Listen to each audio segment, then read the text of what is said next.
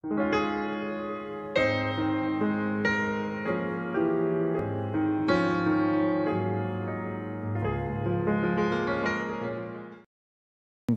하나님 말씀 신명기 9장 25절부터 29절까지 말씀을 이 시간 함께 한 절씩 교독하겠습니다.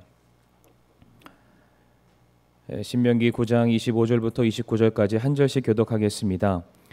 주께서 너희를 멸하리라고 말씀하셨으므로 내가 처음에 엎드린 것처럼 밤낮으로 40일 동안 그같이 주 앞에 엎드리고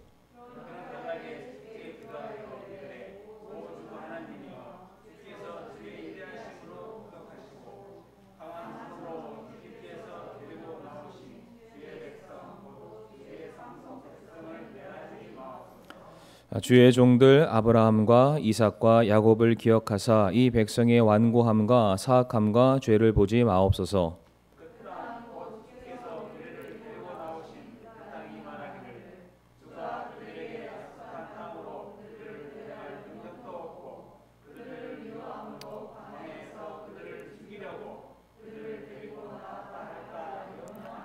같이 읽겠습니다. 그럼에도 그들은 주의 큰 능력과 뻗은 팔로 데리고 나오신 주의 백성 곧 주의 상속 백성이로소이다 하였노라. 아멘.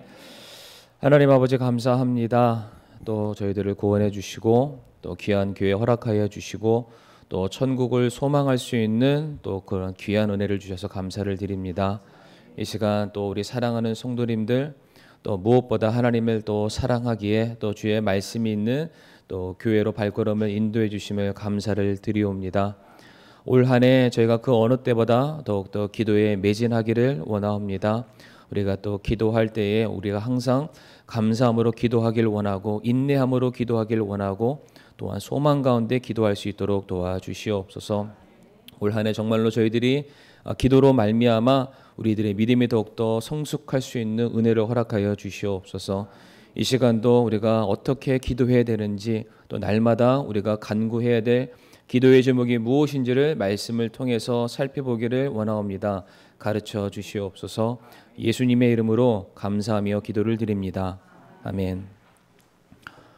오늘은 신명기 9장 25절부터 29절까지 말씀을 통해서 날마다 해야 될 기도의 제목이라는 제목으로 함께 말씀을 나누겠습니다. 오늘 말씀은 그러니까 본문의 배경에 대해서 우리가 충분히 숙지를 해야 그 의미와 깊이를 우리가 더욱더 잘 발견할 수 있다라고 믿습니다. 우선 저희들이 신명기 9장 말씀을 보고 있는데 신명기 9장이라는 것이 아니라 신명기 자체가 이제 이스라엘 백성들이 요단을 건너서 이제 가나안을 입성하기 바로 직전의 상황이다라고 우리가 생각을 하시면 참 편하겠습니다.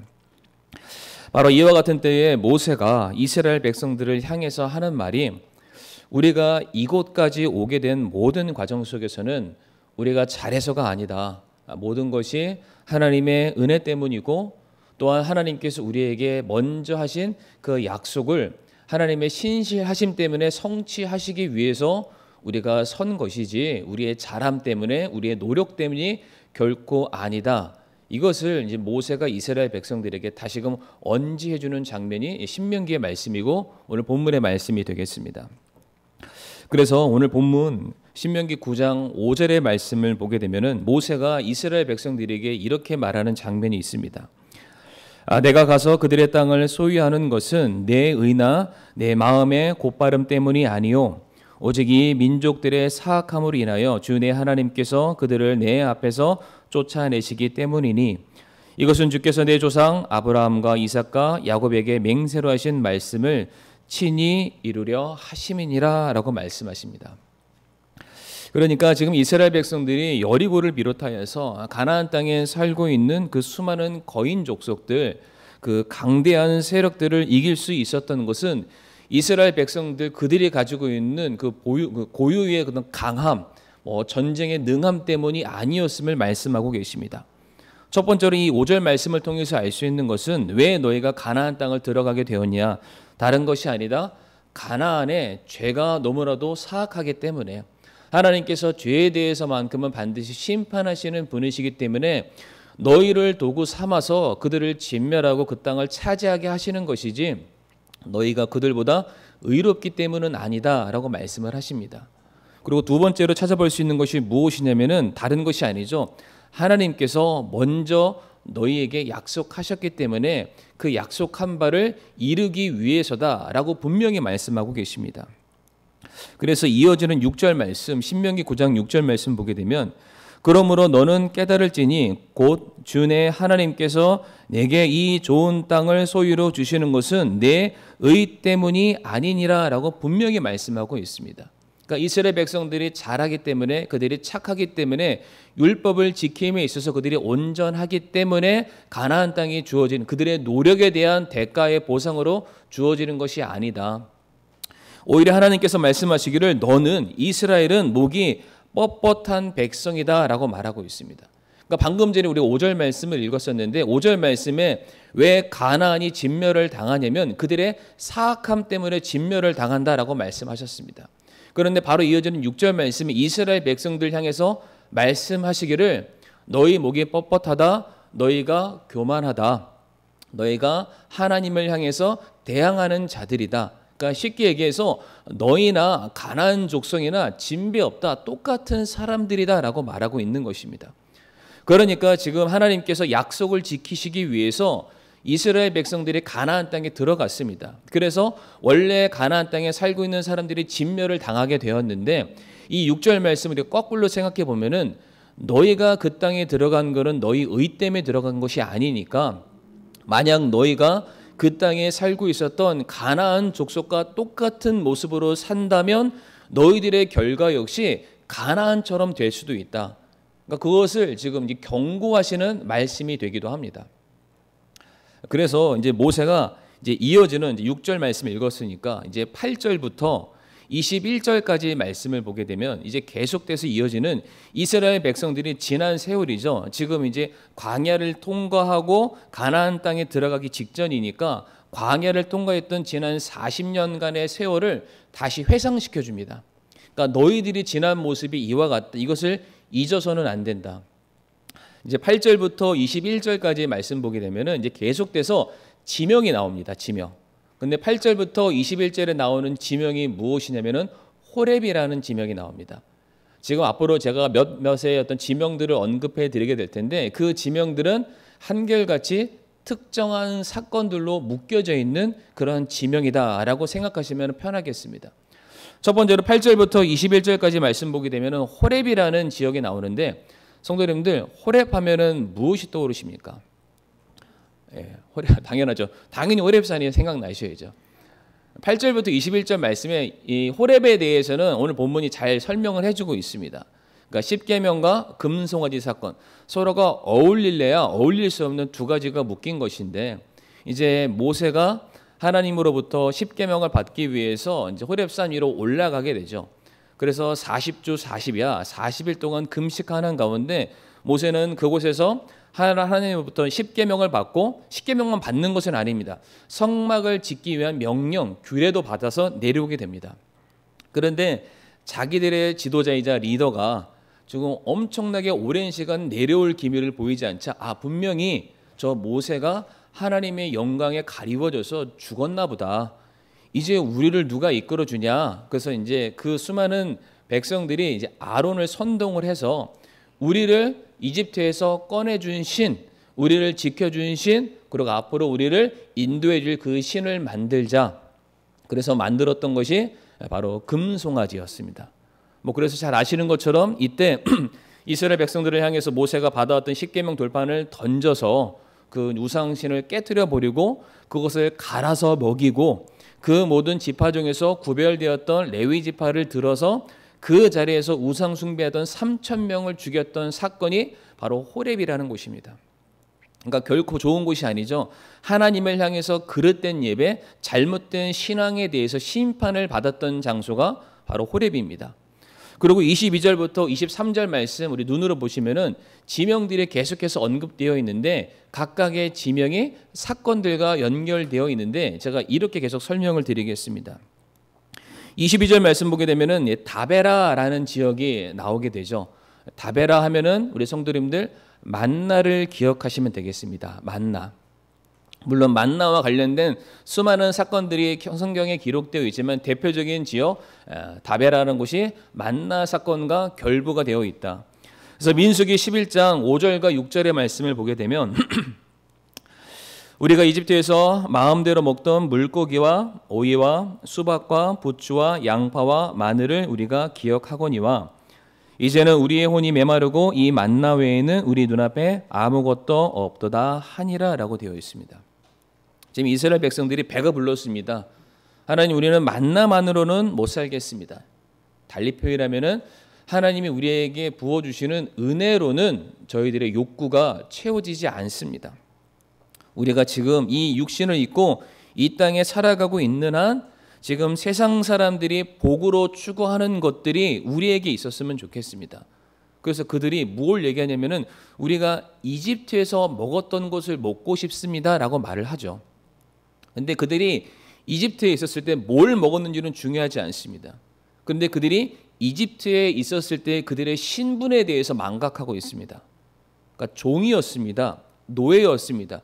그들의 소유라는 것은 아무것도 없었고 얼마든지 그 병사들에 의해서 그들의 생명이 단 하루면은 끝날 수도 있는, 그래서 그 악랄한 그 징계와 고통 속에서 구원해 달라고, 우리를 이 이집트에서 꺼내 달라고, 이 용광로와 같은 이 풀무불의 소리를 건져 달라고 외쳤었던 이스라엘 백성들이 하는 말이 우리가 거기서 먹었던 그 음식이 너무나도 먹고 싶습니다. 그러니까 그 나라로 다시 돌아가고 싶습니다. 저 차라리 잘 먹고 잘 사는 노예가 됐으면 좋겠습니다. 지금 말도 안 되는 그런 말들을 지금 내뱉고 있는 상황입니다.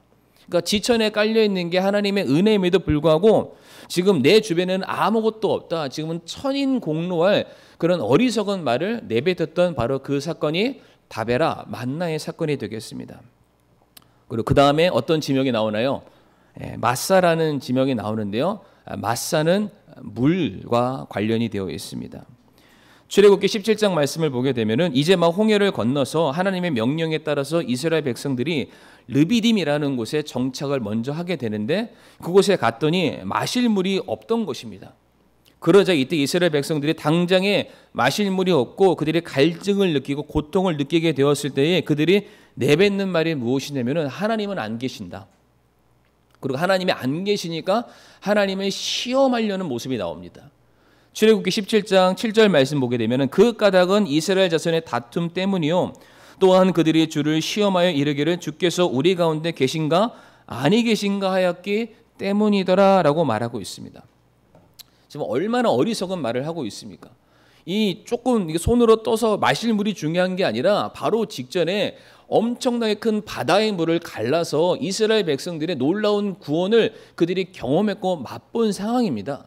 한 줌의 물이 중요한 그런 상황이 아니죠. 그런데 이스라엘 백성들이 하는 말이 내가 지금 먹을 한 줌의 물이 없으니까 이거를 안 채워주시는 하나님은 안 계시는 하나님이다. 이렇게 말하고 있습니다. 그러면서 하나님을 시험한다라고 되어 있죠. 지금 피조물이 창조주를 시험한다는 이 말은 시험했다는 것이 아니라 그들이 하나님을 경멸하게 여겼다. 하나님을 지금 만만하게 봤다라는 겁니다. 내 욕구, 내 바램, 내 기도를 들어주시지 않는 하나님은 내게 필요 없는 하나님. 온전하지 못한 신앙 고백, 잘못된 신앙 고백을 보여주는 사건이 바로 마사 물 사건입니다. 그리고 그 다음 나오는 사건이 무엇입니까? 기브롯 핫다와라는 지역인데요. 여기는 메추라기 사건을 우리 성도님들 기억하시면 되겠습니다. 민수기 11장 15절 말씀 보게 되면 주께서 나를 이같이 대우하실진대 원하옵나니 내가 주의 눈앞에서 호의를 입었거든 즉시 나를 죽여 내가 내 비참한 모습을 보지 않게 하옵소서 하니라 라고 되어 있습니다. 그러니까 사건을 잘 아시니까 메추락이 고기 못 먹었다고 나를 죽여주세요 라고 말하고 있습니다. 성도님 이게 가능한 얘기겠습니까? 그러니까 집안의 식구들이 엄마 오늘 고기 반찬이 없어요. 저를 죽여주시옵소서. 지금 뭐 이렇게 말하는 거나 비슷하지 않겠습니까? 아니 지금 충분히 잘 먹였잖아요. 부족하지 않게 매일마다 은혜가 공급되었는데 고기 반찬 없다고, 햄 반찬 하나 없다고, 내가 원하는 것을 채워주시지 않았다는 그 이유만으로 뭐라고 말하냐면은 내게 호의를 베푸사 나를 죽여주세요라고 말하고 있습니다. 만약에 제 아들이 그랬으면은 바로 주먹으로 꽝 이렇게 아마 때렸을지도 모르겠습니다. 이게 말도 안 되는 거죠.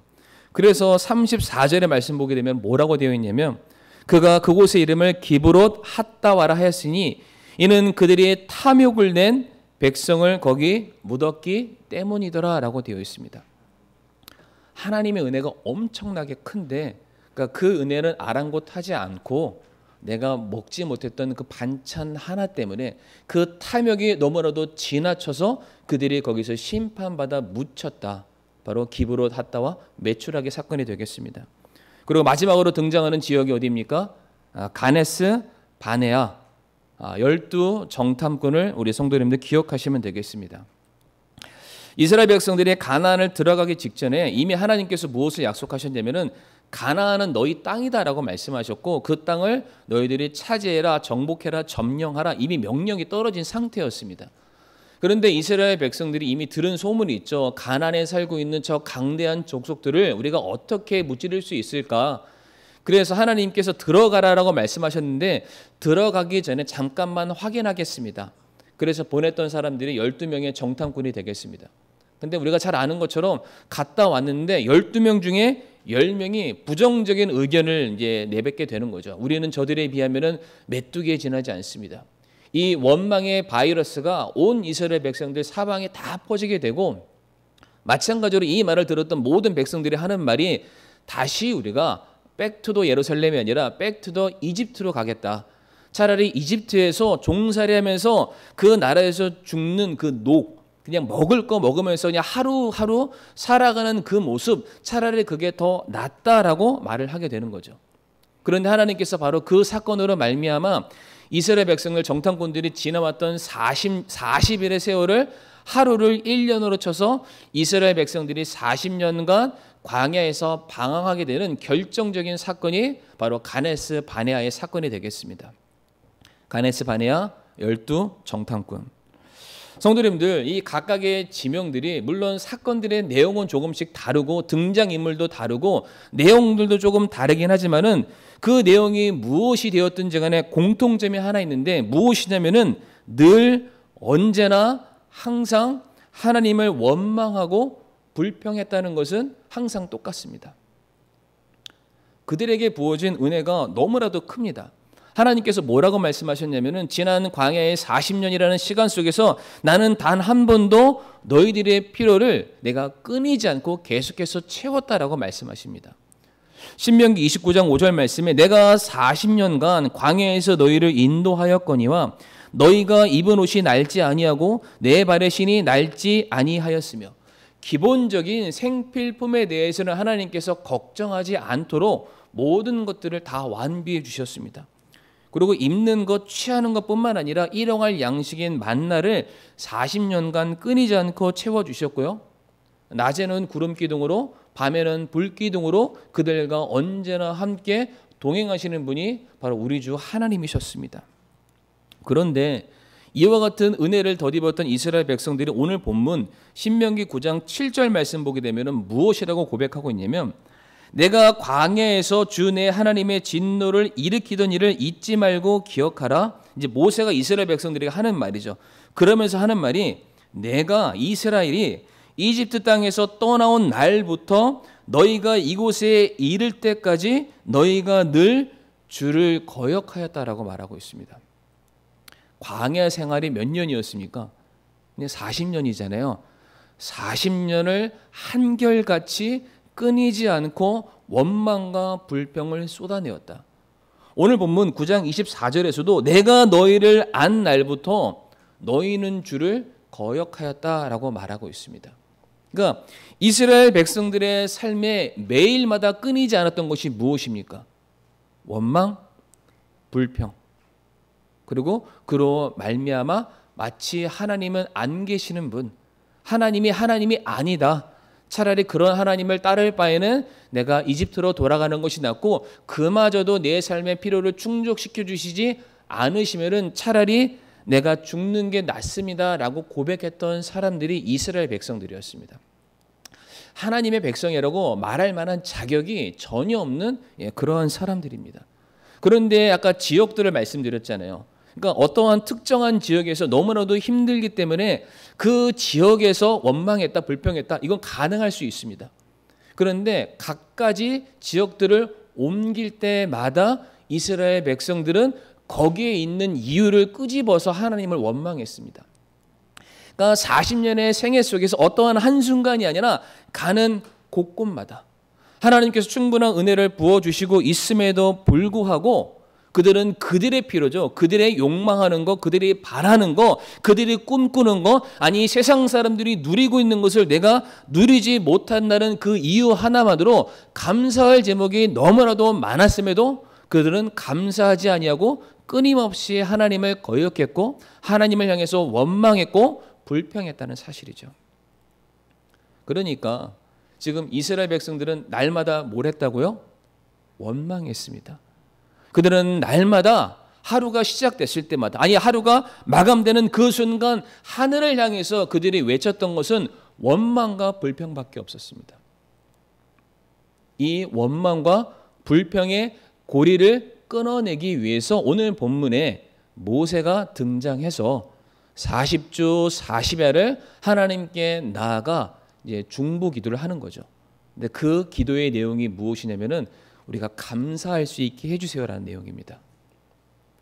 하나님, 우리가 하나님의 은혜를 알지 못해서 매일같이 원망하고 불평하는 이스라엘 백성들 하나님의 자녀가 되는 것이 아니라 하나님께서 우리들의 매일의 삶의 필요를 채워주신 그 은혜를 깨달아서 우리가 범사에 감사할 수 있는 하나님의 자녀가 되게 해주세요.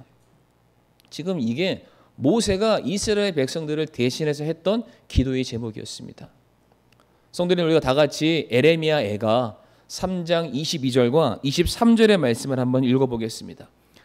에레미야 애가 3장 22절과 23절 말씀, 이 말씀 우리가 다 같이 읽어볼 텐데요. 시작.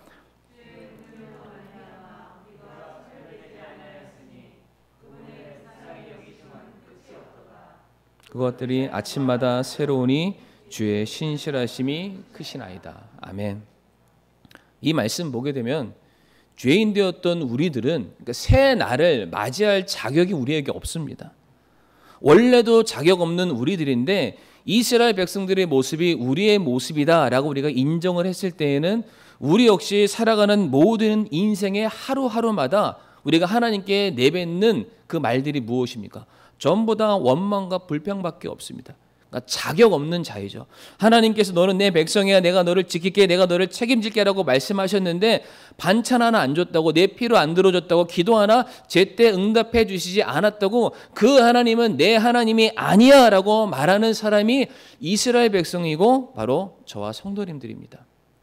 그러니까 우리는 그러한 죄를 가지고 있는 사람이기 때문에 마땅히 오늘이라는 이 시간 그 죄로 말미암아 심판받고 진멸을 당할 수밖에 없는 존재가 바로 저와 성도님들입니다. 그런데 여기서 뭐라고 말씀하시냐면은 그렇게 소멸될 수밖에 없는 존재가 우리들인데 그분이 불쌍히 여겨주심이 끝이 없다. 그리고 그것이 언제마다요?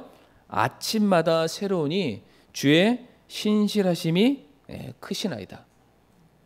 제가 이 말씀을 굉장히 사랑하는 말씀 중에 하나인데 참 연약함에도 불구하고 하나님께서 저를 불러주시고 신학의 길을 가게 하시고 모든 것들을 다 감사하더라고요. 야, 나 같은 사람이 목회 길을 가도 되나?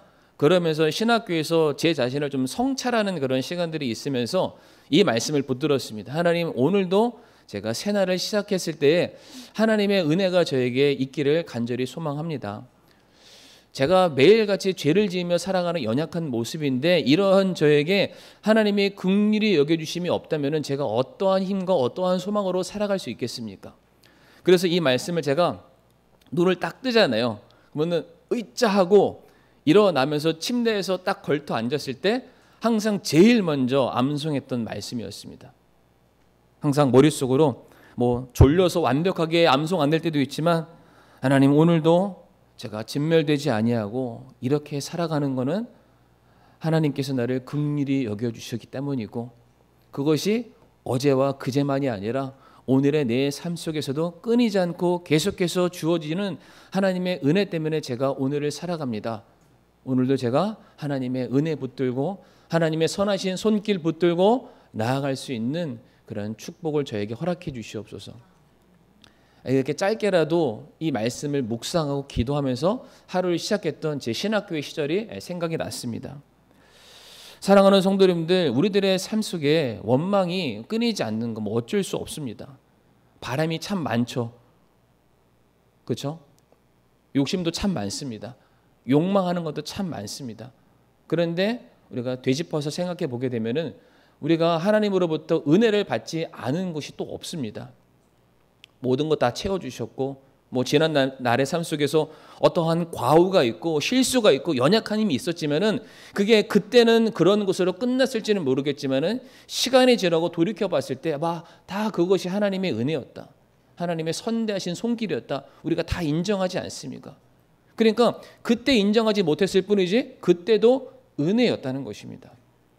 그렇다면은 우리가 불평과 원망으로 하루하루를 살아갈 것이 아니라 이 예레미야 애가의 말씀처럼 하나님, 제가 오늘도 혹시나 하나님의 그 선하신 손길을 알지 못하고 하나님의 크고 놀라우신 그 뜻을 내가 깨닫지 못해서 하나님을 향해서 원망하는 죄를 짓기 이전에 아버지, 오늘도 제 삶에 부어지는 하나님의 놀라우신 은혜의 손길을 제가 의지해서 오늘도 제가 살아갈 수 있는 힘을 저에게 허락하여 주옵시고 오늘도 저를 선하게 인도하여 주시옵소서. 정말로 하나님의 은혜가 없이는 저는 살아갈 수 없는 그러한 사람입니다. 제 입술에 오직 감사함만 넘쳐날 수 있게 해주시옵소서. 바로 이와 같은 고백이 저와 성도님들의 고백이 되기를 원합니다. 오늘 본문에 모세가 이스라엘 백성들을 대신해서 이와 같은 기도를 드리고 있었다는 것입니다. 자, 그러면은 25절부터 29절 말씀 보게 되면은 모세가 40주 40야를 산 위에서 먹지도 아니하고 물을 마시지도 않고 중보자의 자세로 하나님께 간절을 기도를 드리게 되는데, 그러면 이때 모세가 그 40주 40야를 하나님께 간절히 기도했던 그 기도의 내용이 무엇일까? 물론 감사에 대한 내용도 하나님께 외쳤을 것인데 또 다른 기도의 제목이 무엇이었냐? 오늘 27절 말씀을 우리 성도님들 한번 보시길 바랍니다. 27절 말씀에 주의 종들 아브라함과 이삭과 야곱을 기억하사 이 백성의 완고함과 사악함과 죄를 보지 마옵소서라고 지금 구하고 있습니다. 하나님의 백성들을 바라보실 때에 저희들의 좀 더럽고 추악한 모습을 보지 마시고 아브라함과 이삭과 야곱에게 주셨던 그 약속의 말씀을 통해서 저희를 좀 바라봐 주세요라고 기도하고 있습니다. 다시 말해 지금 모세가 하나님께 무엇을 붙들고 지금 기도하고 있냐면 모세는 지금 약속의 말씀을 붙들고 기도하고 있습니다. 단순히 내 바램과 내가 욕망하는 것과 내가 꿈꾸는 것과 내 자식 잘 되는 것을 위해서 나라는 사람의 더 나은 미래를 위해서 모세가 40주 40야를 기도한 것이 아니라 그가 끝까지 붙들었던 것. 하나님의 약속의 말씀이 우리들의 삶 가운데 이루어지기를 원합니다. 그 약속의 말씀이 성취되었을 그때야 하나님 제가 온전해질 수 있고 제가 하나님의 영광 가운데 머물 수가 있습니다. 지금 그것을 모세가 구하고 있습니다.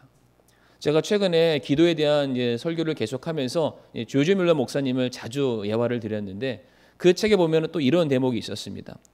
조지 뮬러 목사님이 기도하실 때 그냥 기도하지 않고요.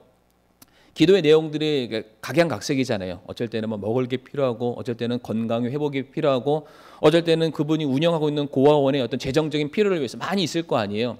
그러면은 그런 기도의 제목이 있을 때마다 그분이 제일 먼저 하셨던 것이 무엇이냐면은 성경을 찾았습니다. 성경을 찾으면서 본인이 확신하고 붙들 수 있는 약속의 말씀이 있는지를 먼저 찾으셨다고 합니다. 그래서 때로는 그 약속의 말씀을 찾기 위해서 어떤 기도의 제목은 일주일이 지나도록 그냥 단순히 내 바램을 하나님께 이렇게 막 외치면 안 되잖아요. 말씀을 근거로 해서 그 말씀을 붙들고 내 필요를 하나님께 간구하기 위해서 어떨 때는 일주일이라는 시간이 필요할 때도 있었다고 합니다. 그런데 그 약속의 말씀을 찾는 바로 그 순간 이 검지손가락으로 그 말씀의 손을 딱 갖다 대고 기도하는 겁니다. 하나님의 말씀이 여기 있습니다.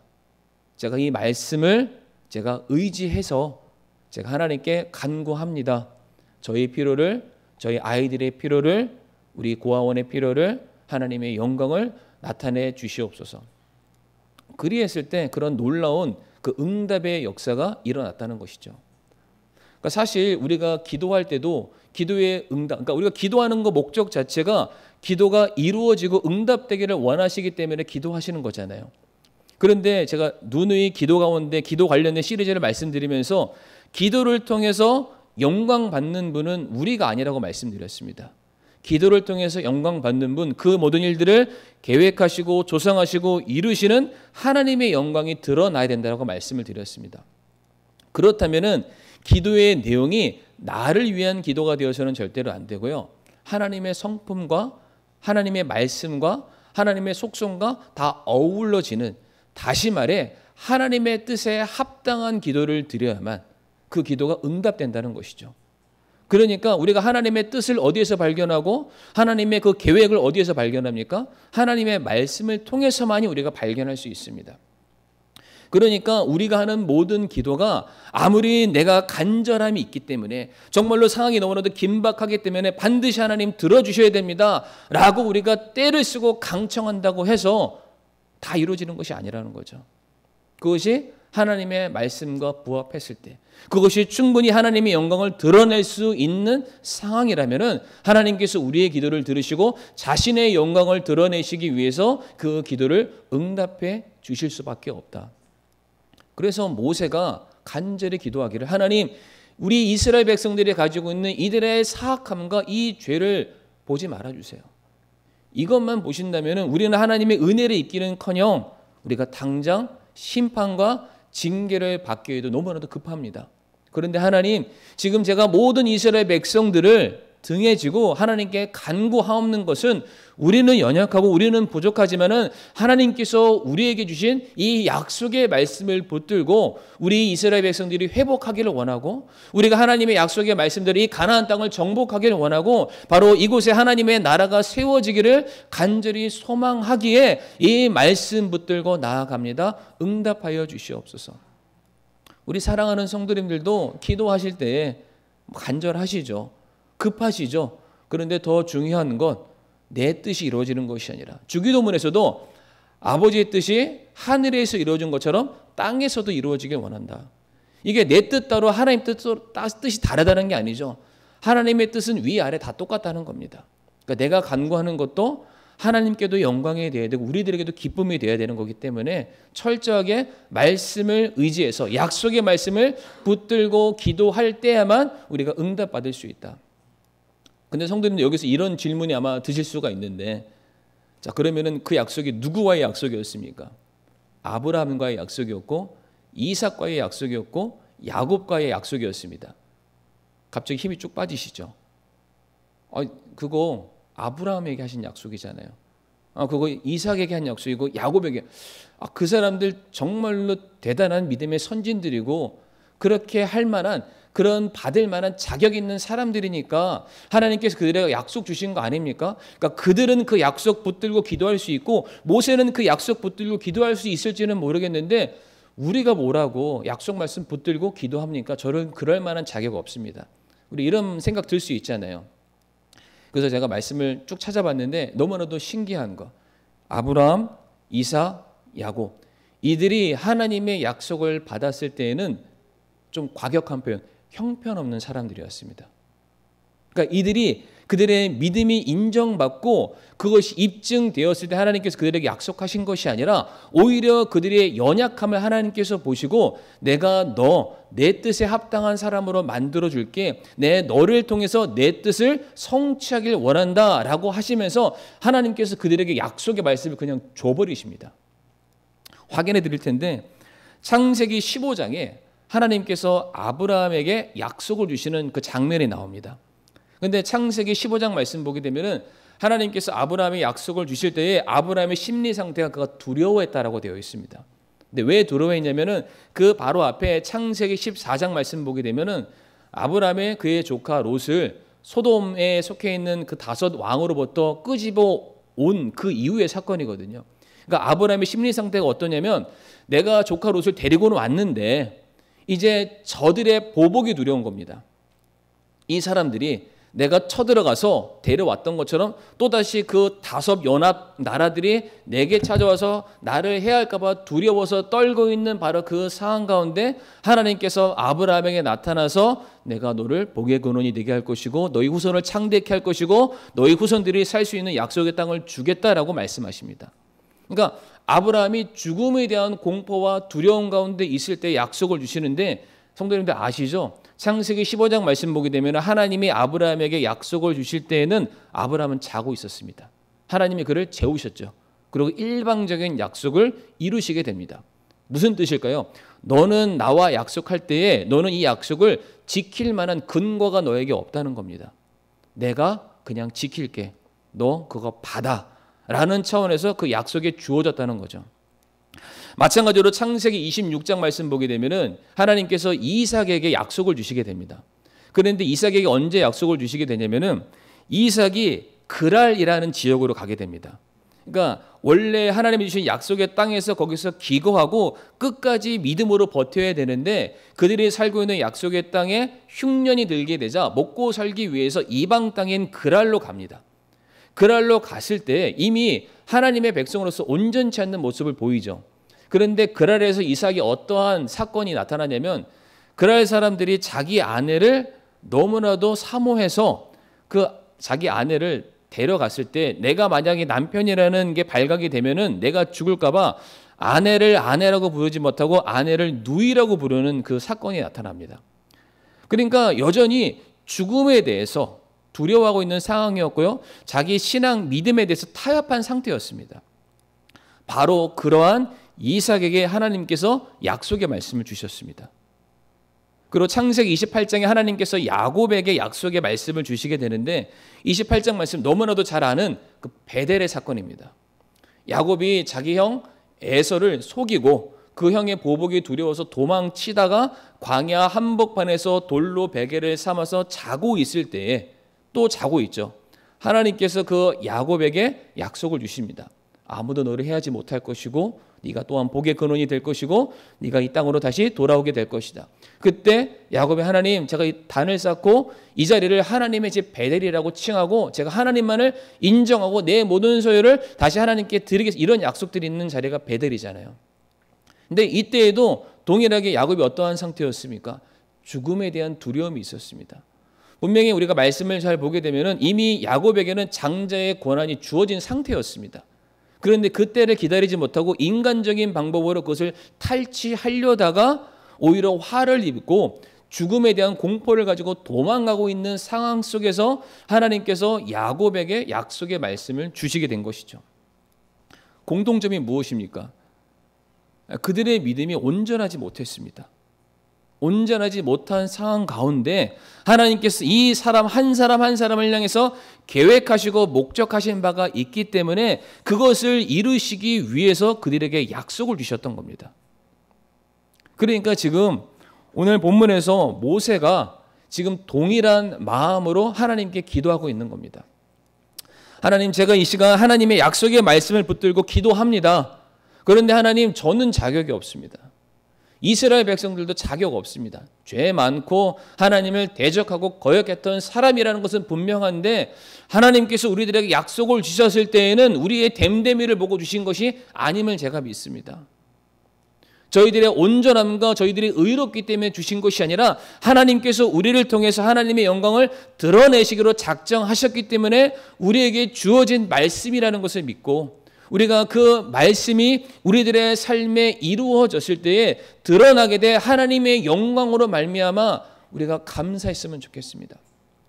지금 모세가 너무나도 바라고 모든 하나님의 백성들이 바랬던 것이 무엇이냐면 하나님, 저 죄인이고 저 연약한데 저와 같은 사람의 삶에 하나님의 약속이 성취된다는 것을 이 세상 사람들이 보게 된다면 저러한 죄인에게도 하나님께서 긍휼히 여겨주시고 구원하시는 역사가 있다면 그 은혜가 나에게도 더해지지 않을까. 그러한 하나의 샘플링이 됐으면 좋겠습니다. 지금 모세가 간구했던 것이 바로 그와 같은 기도의 내용이 되는 것입니다. 사랑하는 성도님들, 이미 이스라엘 백성들 그들의 삶 속에 필요한 것들은 이미 다 공급받고 있는 상황입니다. 그리고 이미 그들에게 주어질 축복의 땅 앞에 서 있는 상황이고요. 그러니까 모든 것들이 다 채워진 상황이죠. 그러니까 이와 같은 이스라엘 백성들이 또다시 하나님께 먹을 것을 주세요, 저에게 더 넓은 집을 주세요, 이런 거 구하는 거는 이미 말도 안 되는 상황입니다. 이미 다 주어졌죠. 그러면 그 주어진 것을 몰랐는데 이제 알아야 되잖아요. 그것을 알기 위해서 해야 될 기도가 두 개라는 겁니다. 감사해야 된다는 겁니다. 주어진 거 알아먹으라는 거죠. 잊지 말라는 겁니다.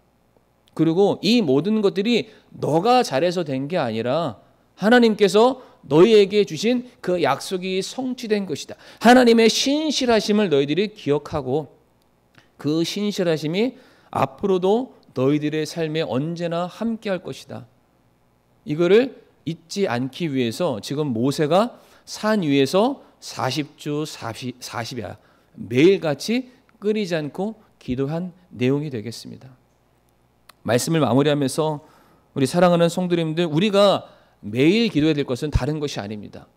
힘들고 어렵고 고통스럽고 수많은 문제들이 왔을 때 하나님 왜 제게 이런 문제를 허락하시나요? 라는 불평과 원망이 앞서기 전에 오늘도 내게 부어진 은혜로 저에게 새 날이 주어졌고 오늘도 반드시 하나님께서 내 삶을 놀랍게 인도하실 것을 제가 믿고 먼저 감사할 수 있게 해주세요. 하나님의 제 삶의 주인 되심을 내가 잊지 않게 해주시고 그 주인 되신 하나님께서 내 아버지 되시고 그 아버지 되시는 하나님께서 나를 반드시 정말로 좋은 길로 선한 길로 인도하실 거라는 그 믿음이 저에게 있게 하여 주시옵소서. 저는 부족하지만 저는 연약하지만 저를 위해서 하나님이 약속하신 바가 이루어졌으면 좋겠습니다. 저의 삶이 하나님의 영광 가운데 머물 수 있는 축복을 저에게 허락해 주시옵소서. 이것이 우리 사랑하는 성도님들이 매일같이 드릴 수 있는 기도의 내용이 되기를 간절히 소망합니다. 이 시간 함께 머리 숙여 기도하겠습니다. 항상 기뻐하라, 쉬지 말고 기도하라, 모든 일에 감사하라. 이것이 그리스도 예수님 안에서 너희에 대한 하나님의 뜻이다라고 말씀하셨습니다. 저희들 정말로 기뻐했으면 좋겠습니다. 그리고 감사했으면 좋겠고요. 그 모든 것을 가지고 우리가 하나님께 기도했으면 좋겠습니다. 우리 성도님들의 기도의 제목이 정말로 성숙해지기를 간절히 원합니다. 그렇게 될 수 있게 해달라고 이 시간 우리 머리 숙여 기도하겠습니다.